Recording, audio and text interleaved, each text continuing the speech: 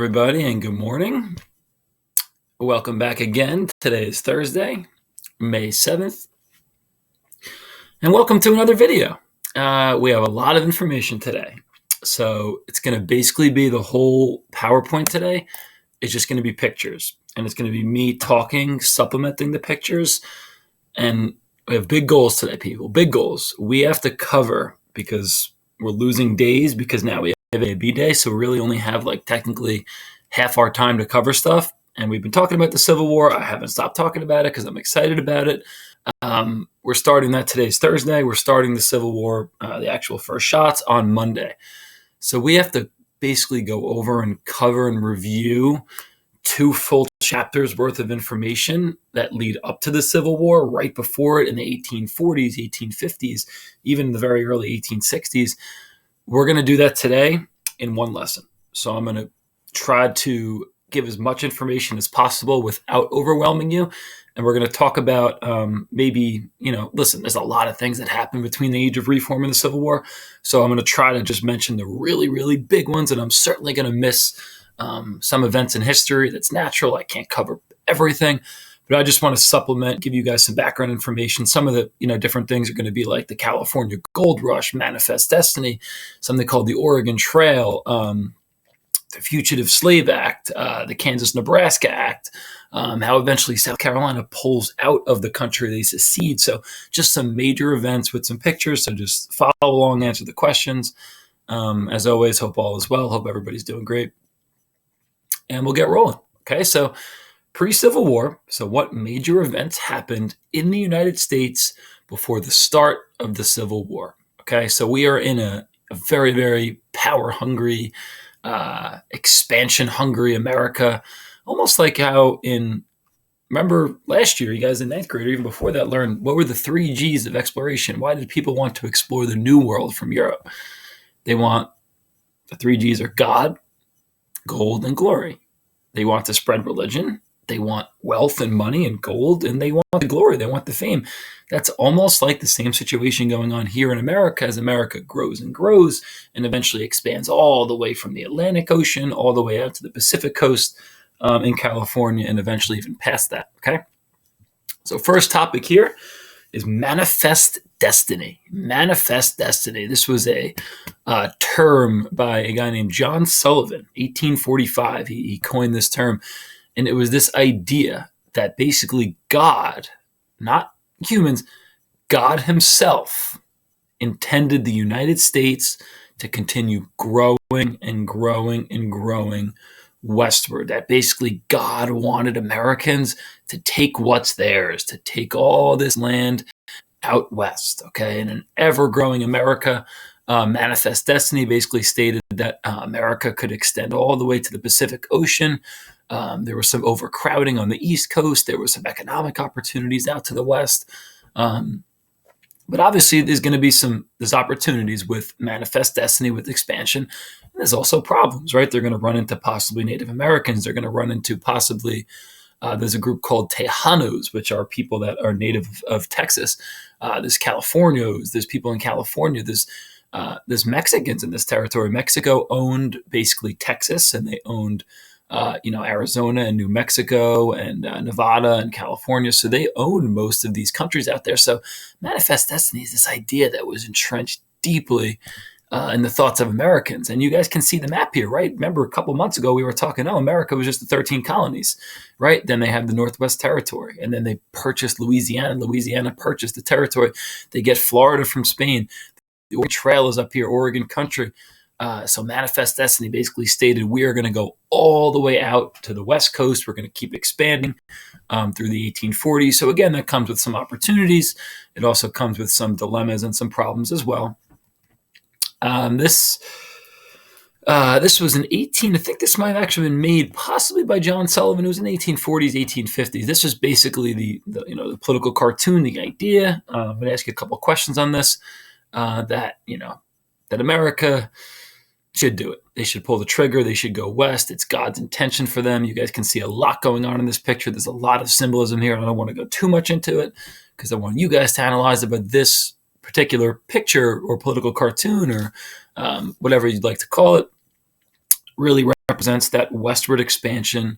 So look at the symbolism, look at some of the ideas in there, look at who she might represent, and all the different people. Okay, so this is called manifest destiny. It's their destiny. It's the Americans' goal. It's their dream. It's their almost like their duty. Like they should go west. Okay, just another picture for you showing you westward expansion into some unique territories that Americans may have not been in yet, or at least not many of them.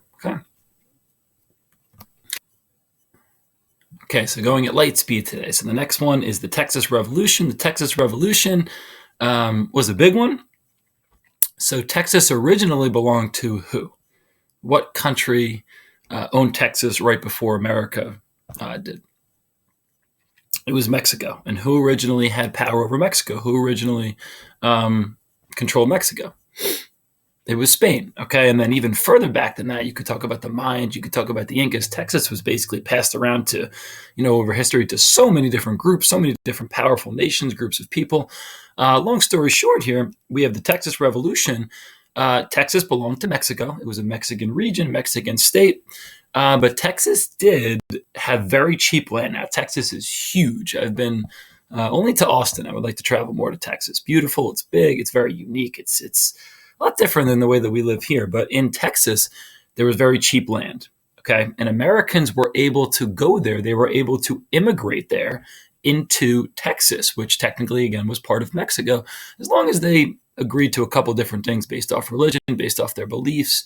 So there was a guy named Stephen F. Austin. There's a college named after him, actually, in Texas. And that's what the state or the city Austin is named after, Stephen F. Austin. He's an American settler. And he goes into Texas with about 10,000 people, slowly but surely bringing Americans into Texas. Remember, this is immigration. This is not just going to a different state. This is technically going to a different country. But again, Texas had cheap land, a lot of opportunities out there. And the natives of Texas were called Tejanos. They were like basically the native, not Americans, but native Texans, these people that were in Texas. Okay. Now, eventually, by about 1830, non-Mexicans or non-Tejanos actually outnumbered the Tejanos. So Americans and outsiders, if you will, outnumbered Tejanos 2-1. So Mexicans, or the Mexican government at this time, started to actually fear an invasion because they felt, wow, we're being outnumbered. There's more Americans here. Stephen Austin brought 10,000 people. There's thousands and thousands of people here. And actually, by about 1830, apparently there was, according to the numbers, there was about 30,000 illegal Americans inside of the Texas territory. So it's almost like kind of reversed that the way we look at it today. We might look at illegal immigrants from other places, possibly like Mexico or like others coming into America, possibly illegal. This was actually the opposite of that, where in Texas, there were some registered immigrants that came from America and went to Texas legally, but there was about 30,000 illegal immigrants there. So with that said, again, Mexico started to fear an invasion. So they closed their border off and they say, you know what, no more. We're scared of an invasion. We're done with it. And then eventually Texas actually loses. Texas was very independent. It was very, again, unique, kind of like the way it is today. And the people in Texas were not happy that the Mexican government shut the border, and also the fact that they were taking power away from Texas.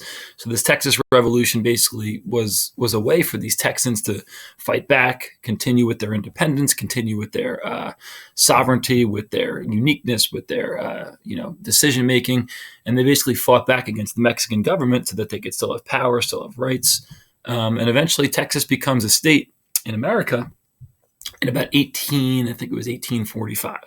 But this Texas Revolution was very unique. It was a big movement showing that Texas was slowly going to branch off from Mexico, and eventually it was going to become an American state.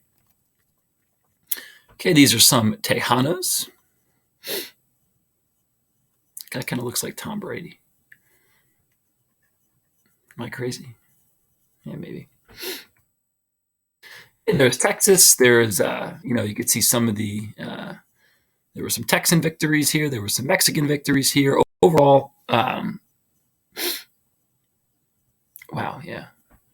a lot of battles more towards I guess, the south of Texas, more towards where Austin, San Antonio would be. But again, Texas is a very, very big state. There's Stephen Austin, the American who brings many settlers to Texas. And then, Texas becomes a state in 1845.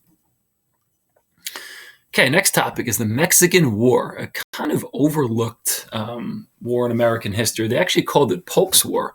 Some people did after James K. Polk. It was popular among some people. Other people didn't like it. So the Mexican War was, now it's America versus Mexico, specifically for that Texas territory. So it's going to be the Americans fighting against Mexico, basically to get power over that land that was part of Mexico, Texas. So the winner basically comes out with whoever was going to win the Mexican War is going to wind up getting Texas. It was opposed really strongly by a guy you might know, the 16th president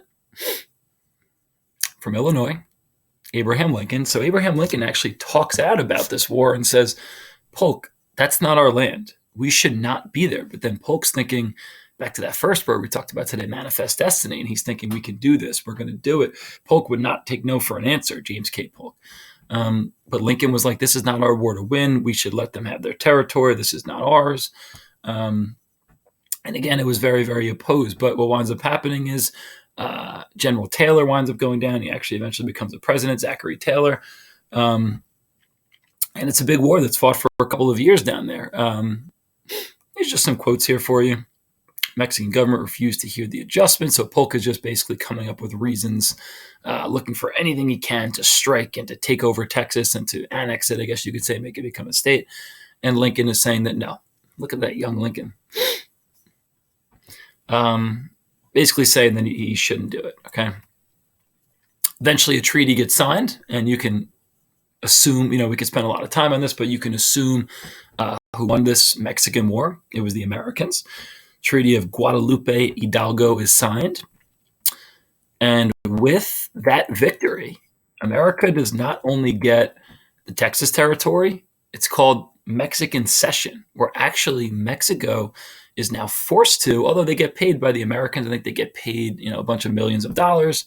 But in return, now the Americans not only get that Texas territory, look at the amount of land America gets by, Polk may not be the most popular president, and he could be looked at controversially because of, his invasion of Texas, sure, or invasion of Mexico, if you will. But look at all this land that he actually helped acquire for America.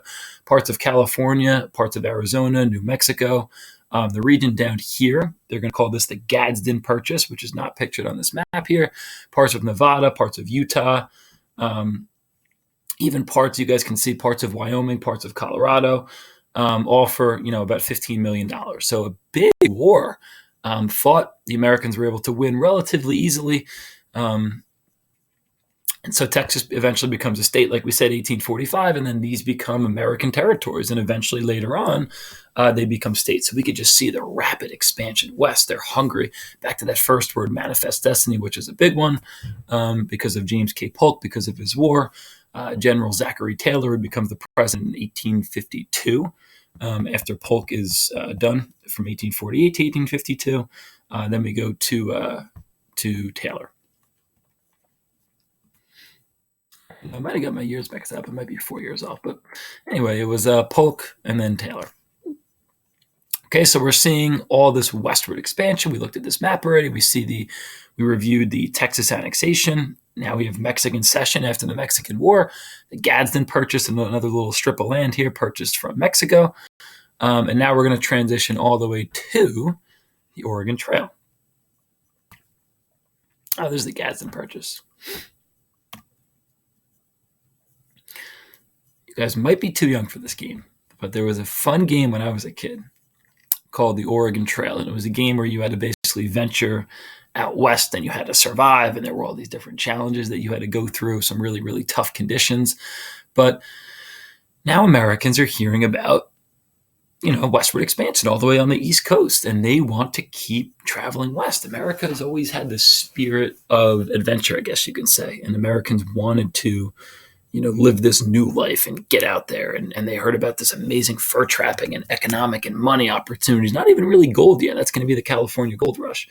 But between the 1840s and the 1850s, you're going to wind up having thousands of families, American families, travel west, pouring into the west, pouring into this new territory in organized fashion in huge groups, groups sometimes of dozens, groups sometimes of hundreds of people, a bunch of families together, pooling all their resources together. Okay, we'll be the water family. You guys bring the grain. You bring the vegetables. You bring the weapons. You bring the repair tools for the wagons. And it would take them a really, really long time. It would take to go from, let's say Missouri or from really anywhere in the Midwest area or even on the East Coast all the way out west to this Oregon territory. You could see how long it is. I mean, today you can drive that and probably drive that in 30 hours or so. My guess is maybe 35 hours, something like that. Fly it in 2 or 3 hours, but it would take them about 4, 5, or 6 months to go on this Oregon Trail. Sometimes they used Indians as guides, these Americans, these adventurous pioneers, you can call them. I'm sure you've all heard of pioneers before as they're pushing west, but there was a lot of struggles, a lot of really, really tough things that Americans dealt with on their way out west. There wasn't just this path that was carved along that black line. No, I mean, they had to basically carve it themselves. That was just basically the trail that most people took, which was well mapped out, but still, there's no GPS, there's no Siri. You have to go through a lot of really tough things as you're going out west. And, I'll go over some of the struggles with you. Clearly, this dog here is trying to let you know about the struggles that come with Oregon as he howls. But this is a great picture of kind of what it looked like. These big, massive, horse and buggies, and sometimes they would have bulls or donkeys or whatever have you, to pull their equipment, their gear. Imagine picking up and leaving, and you got to fit your whole family stuff into these. So roughly it was about 50,000 people a year that were pushing out there. I have a primary source over here somewhere of some of the things that they had to deal with. So a lot of the times they dealt with mud, a lot of mud, snow, rain, unpredictable weather, rivers that they couldn't cross, broken down equipment. Sometimes their a wheel would snap, or a wheel would break, or a horse might go down, or the something might happen to that.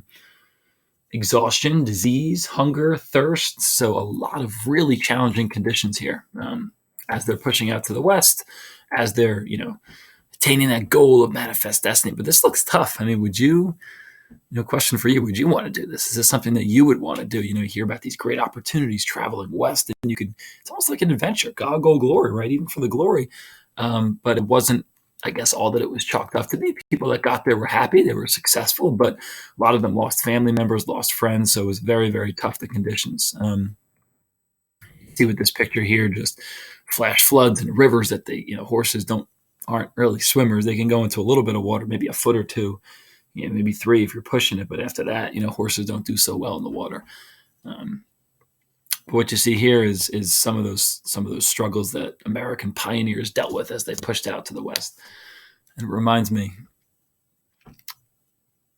I guess I should tell a story. In college, when I had my car going from my house to a friend's house, and I went to Monmouth, and I had my little car, my little 2005 Chevy Cobalt.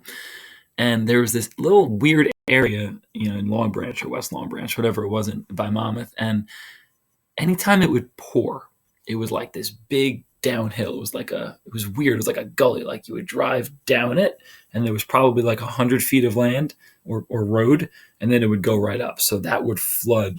Anytime it would pour, it would flood like so quickly. Now, I didn't really know this at the time. I was like new to the school, whatever, driving around. It starts pouring out. I'm on my way to my friend's house. And I have a couple people in the car with me. And I see a little bit of water ahead. I'm driving down this hill. I'm like, oh, it's just, a little bit of water. It's not really a big deal. I'm going to drive right through that. No problem. Just like when you drive through a puddle. Turns out that totally flooded that area. And this is exactly what I looked like, literally, in my car. It was almost like the log flume at Six Flags, like when you drive down and the huge water splash comes up.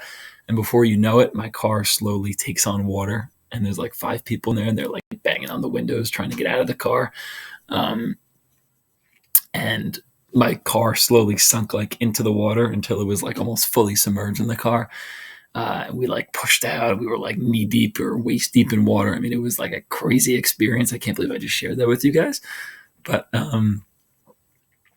this reminds me of it because it just like was unexpected. We had no idea. Nobody knew that much water was there. We thought it was like, oh, it was a puddle we're gonna drive through, but it was like it was dark. It was obviously nighttime. Otherwise, I wouldn't be able to see it. But that's my little experience, my little story for the day. About halfway done. Next one is the California Gold Rush. I'm sure we've all heard about it. There's a football team named after the year that the California Gold Rush happens, which is, they call them the San Francisco 49ers. Not 1949, 1849. Okay. A guy named John Sutter, might actually be pictured here, discovers some gold in California, and eventually he writes a newspaper article about it. The news comes all the way back to the East. And people hear about gold and money opportunities. And the Oregon Trail, like we talked about, is already established. Here's the Oregon Trail. Okay. Now there's going to be a trail that branches off of this Oregon Trail into California. Okay. Into, oh, there you go. John Sutter. They call it Sutter's Mill. There's gold fields all throughout California. And I don't know if I would personally go to Oregon through the Oregon Trail, but if I heard about gold, I might take that opportunity. So, hundreds of thousands of people, not even just from America, from Australia, from Japan, from China, from Europe, from all these different places, flood out to the west, or sometimes they might be coming east, but they're going into California because they hear about massive amounts of gold. In 1848, President James K. Polk actually confirms it, and he goes, he writes about it and talks about it, says, yeah, there's gold out there. So if the president confirms something, you're probably going to believe it. So there was about 30,000 or 40,000 people already pushing out by 1849. In the years following, there was 50,000 a year, 60,000 a year, people pushing out west like crazily. And about 20 years before this, in like 1830, there was only like 400 or 500 Americans even in California. There was basically Californos, which are the natives of California. They were the only ones there. But now they're pushing out like crazy. They want the wealth. And again, there's a lot of risk involved. Think about the risks that are possibly involved in traveling and in pushing out there, right? And there's going to be competition because eventually when there's hundreds of thousands of people doing this, mining for gold, people are going to get a little bit jealous, a little bit. Their tempers might flare up because they want success. And if you're digging for a couple of days and you don't get anything, you might be a little bit frustrated, especially if you dropped everything that you had to go into California to get gold. But gold, carries its weight in money. I mean, it is, as we know today, gold is worth a lot of money per ounce. And back then it was also rare, same thing. These explorers, these adventurers really, really wanted it.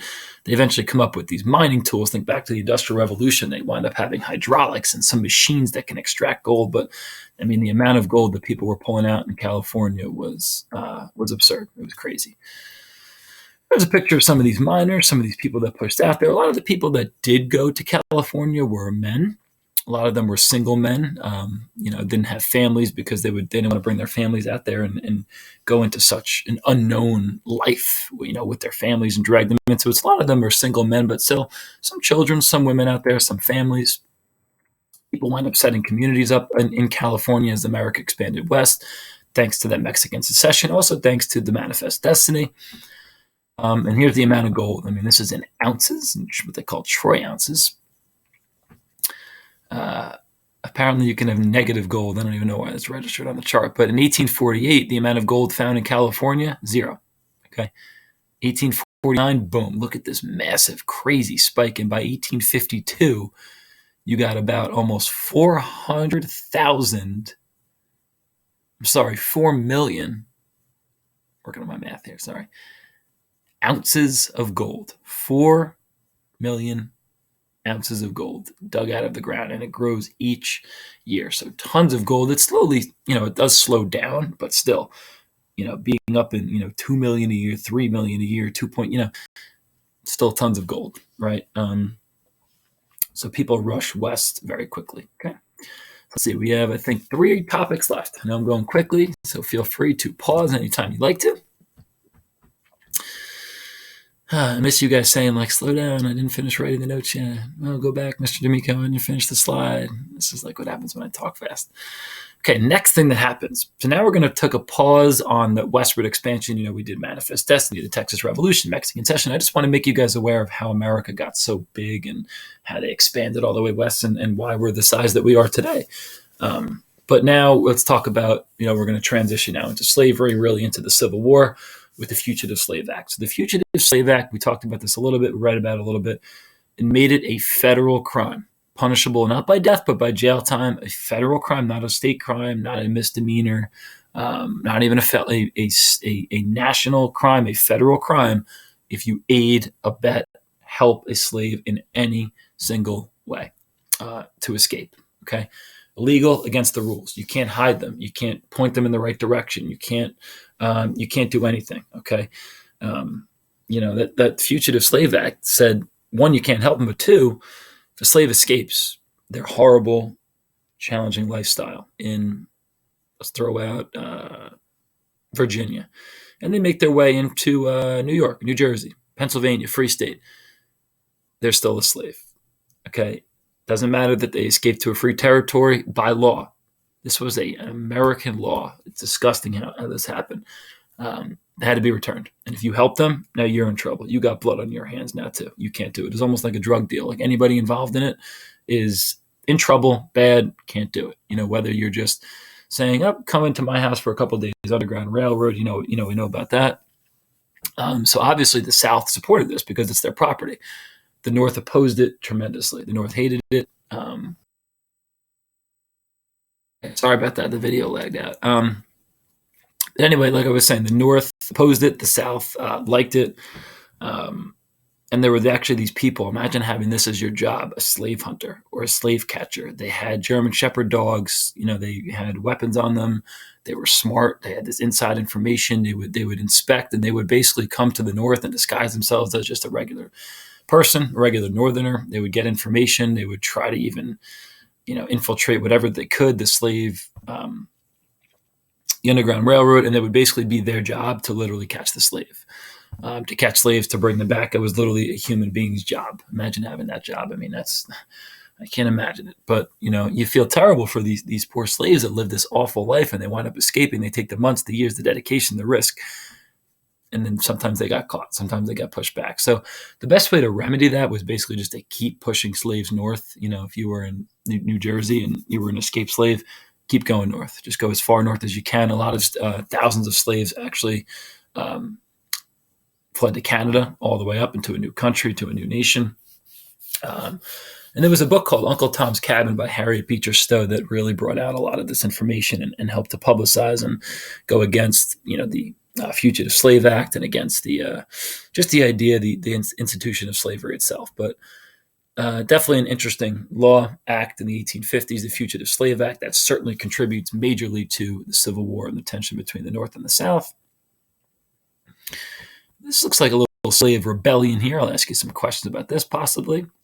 Slaves may be pushing north and running into slave catchers, their owners, and trying to escape. Happened very, very common. Okay, Kansas-Nebraska Act, 1854, another big one.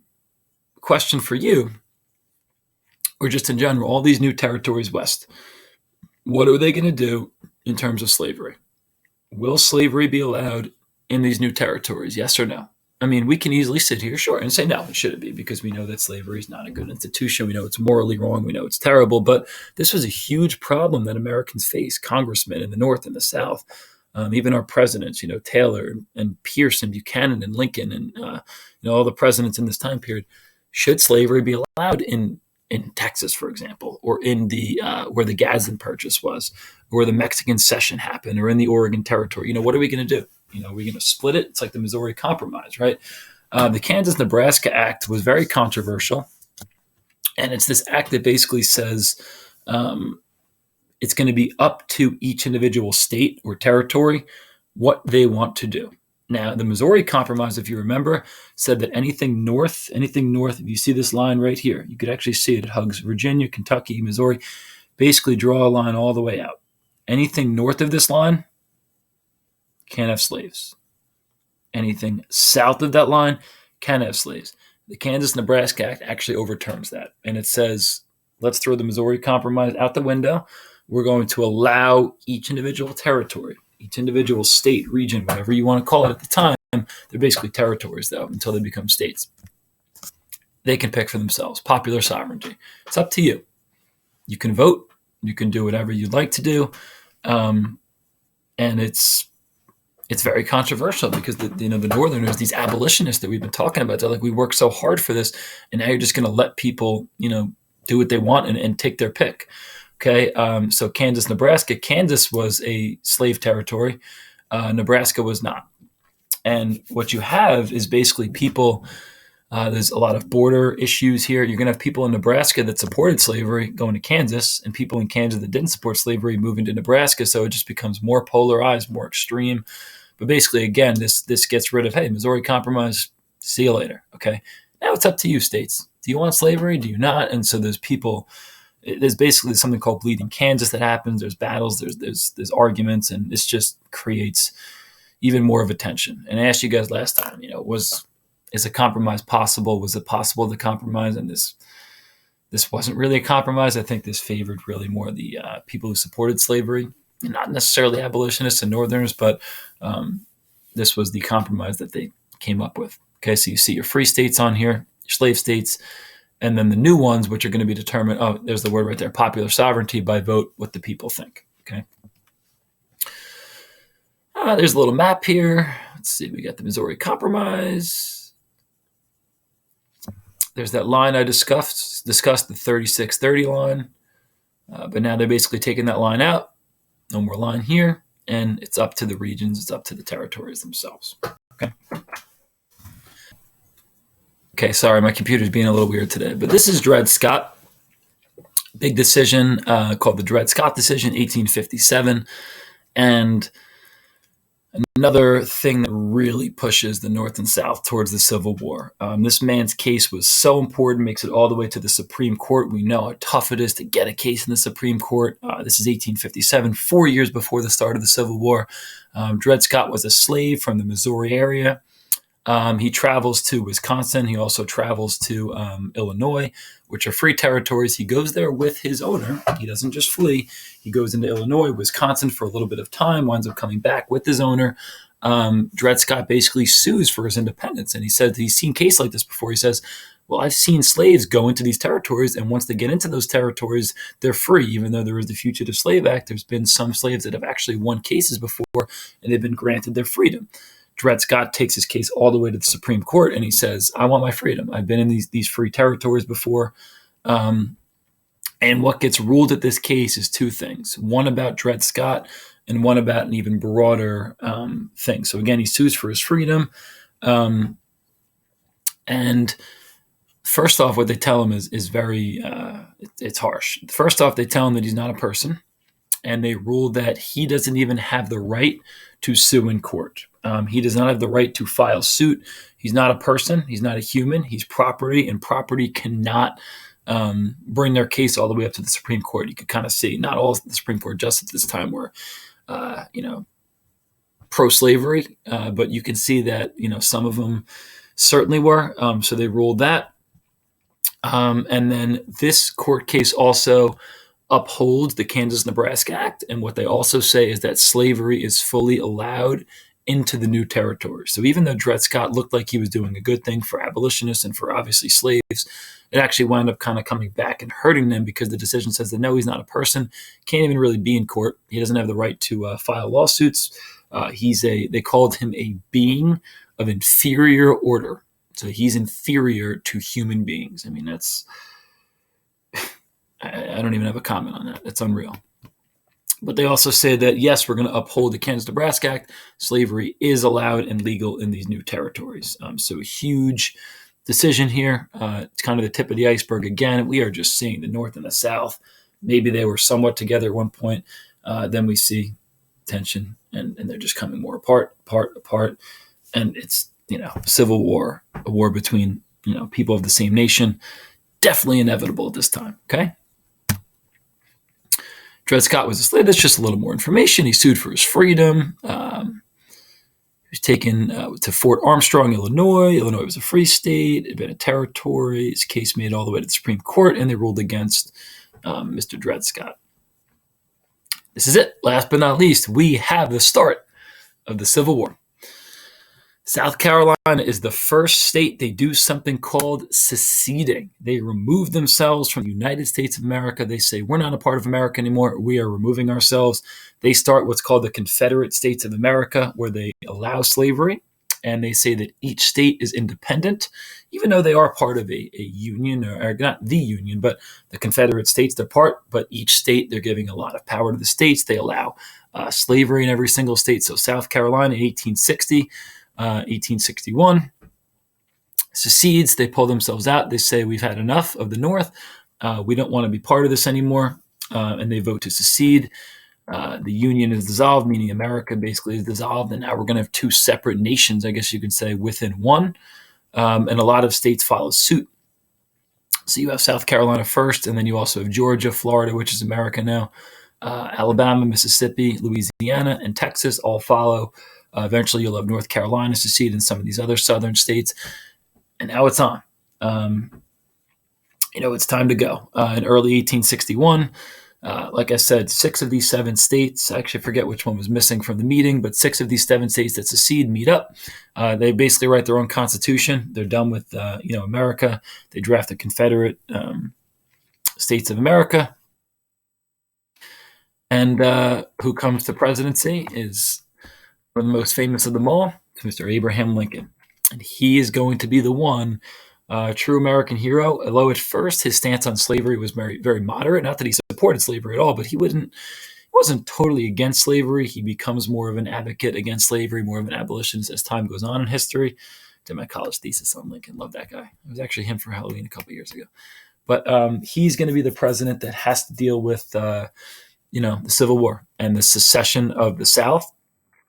Now it's going to be the Union, which is the top part here, basically the red states, the North, the Union, versus the Confederates, the Confederate States of America, the Confederacy, and they're going to basically fight for 4 full years and this is the bloodiest conflict in American history. More Americans died in the Civil War than in World War I or World War II or any other war, not combined, but in all the other wars, about 600,000 deaths.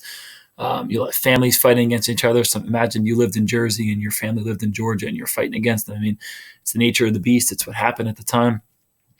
But this bloody conflict, which really was inevitable, that we've led to, all back to Manifest Destiny, but then into, the Fugitive Slave Act and the Dred Scott decision, the Kansas-Nebraska Act, a lot of, laws that got passed, a lot of legislation. So that's it. We are ready for the Civil War, guys. I talked a lot. I talked fast today. You did awesome, I'm sure.